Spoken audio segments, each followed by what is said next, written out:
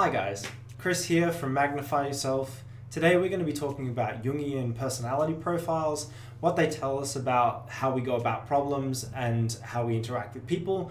And this is effectively building on our discussion from values. So go check that out if you haven't already seen it. I'll link it in the description. As I said before, I'm not a mental health professional or a regular health professional.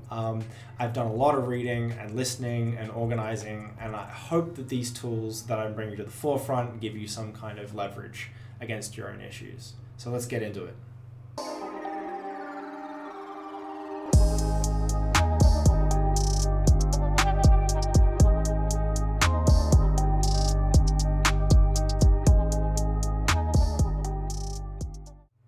Alright, let's start. So I can almost guarantee that someone in your life has gone on a rant about personality types. Now, you've probably met it with an eye roll, cool, I'm an ENTJ by the Myers-Briggs, cool, don't care, forgot about it forever, never really was that important to you. Now, this model is similar in the fact that it is a personality profile. However, what I've found is useful with it is that it gives you more detail around what your strengths are and the kind of things that you fear. And it's fairly accurate. Like, my experience of it is that it is quite accurate in telling you the things that you find fearful and the things that you find engaging and how you interact with people and what kind of expectations you have of them, right? So the model itself, this Jungian personality profile, 8 type, gives you 8 different types that are based off 4 different colors in a different combination, right? It basically creates a hierarchy. So as we had with values the other day, they tell you about why we do things. This model helps you figure out how you go about doing those things, right? So I have a value of love, and how I go about doing it is by organizing a whole bunch of stuff, right?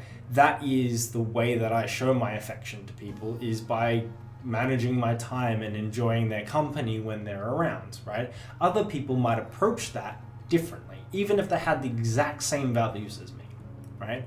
So the aim of this is to come up with your own type, and we're going to put it in, write it down with the values that you got from the other day.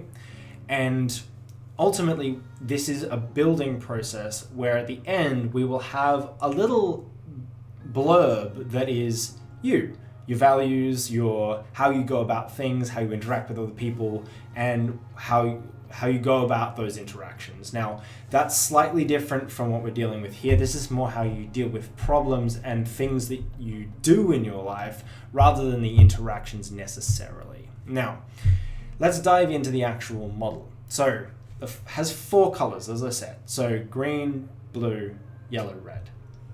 And each of these different colors have an associated kind of set of traits, right?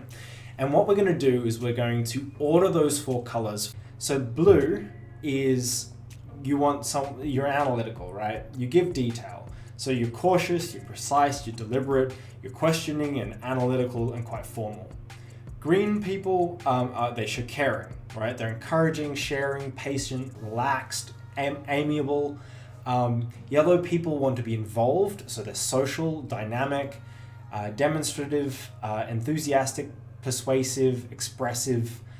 Red people like people to be brief and quite competitive, demanding, determined, strong-willed, purposeful, and driven, right?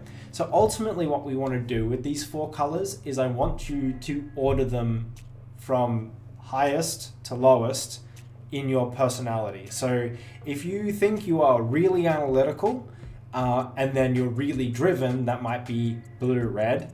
And then you're like, well, I want to be involved, but I don't really care about how people feel about it, which is okay.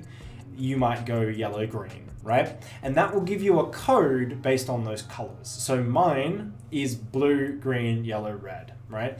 And that code, and in the description I have a PDF that tells you what all the codes are. My code is a coordinator, right? And basically it gives me a snapshot of 3 different traits that a coordinator generally is quite good at, and it's planning, organization, and time management. And it all tracks for me, right? Those are things that I am good at. Those are not things that I have values in necessarily. My values being love, understanding, exploration, and respect. But you can see how they're reflected, right? The exploration and understanding really map well into organizing and planning, right? And time management. They're kind of the middle portion.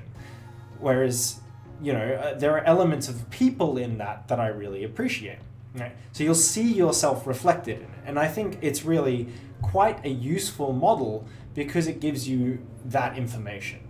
And I want you to note that information down. Now I have a little template that you can fill out as you go, and that is also in the description, and it'll help you build as you go with the values and with this stuff and stuff coming in the future.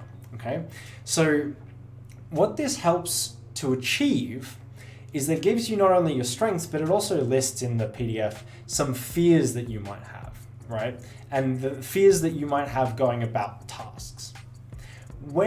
Another thing is that when you engage with other people, you might find a disconnection between how you approach something and how somebody else does. And at work, this is pretty obvious at work. Someone comes to you and they're like super driven on time, and you're like, but I really just want to like talk through things, right? I don't want you to just tell me what I'm doing and then walk away, right? Those are two different approaches, right? For me, I'm super analytical and I really care about the people in my team, where somebody coming in from management might be like, this is the goal, this is what you want, what I want, and then walk away. And what I need from them is a little bit more than that, right? And there's a disconnect there. And it's a good way of understanding the type of people that you are interacting with and why it might match you or why it might not match you. Right? I like structure where somebody may not, right? Someone else may not. And this pairs really interestingly with values because you don't know what other people's values are and you don't necessarily know what their Jungian personality type is.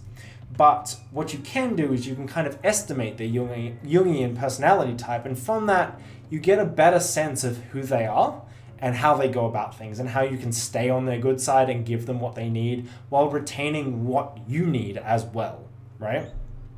So this will help as well with your goal setting and with figuring out how the dynamic in the relationship works. Now, the next episode is going to be on the pursuer withdraw or pursuer distancer model, which is all through EFT couple therapy, which is really interesting and will help describe the nature of the relationship between you and another person. But this ultimately gives you an idea of your strengths when it comes to doing stuff. Okay, so that's all for now.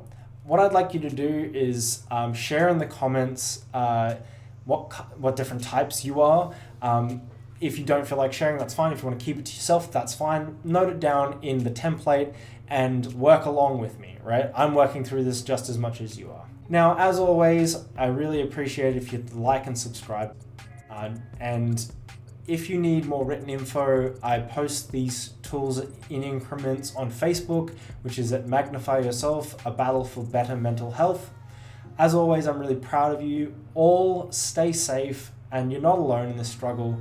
It's totally normal to feel out and alone, right? So keep it up, keep the good work flowing, and I'll see you next time.